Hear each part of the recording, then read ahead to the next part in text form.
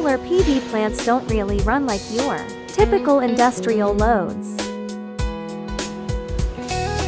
Sunlight changes hour by hour, clouds drift in and out, and inverters are often running at partial load, which basically means the transformer sees all kinds of intermittent, unpredictable, and sometimes sudden swings.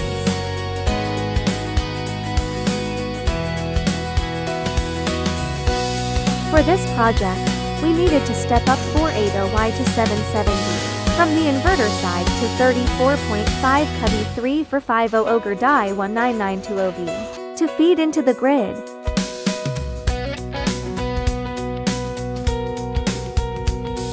So yeah, this 1000 kVA 3-phase pad-mounted transformer is kind of the heart of the system.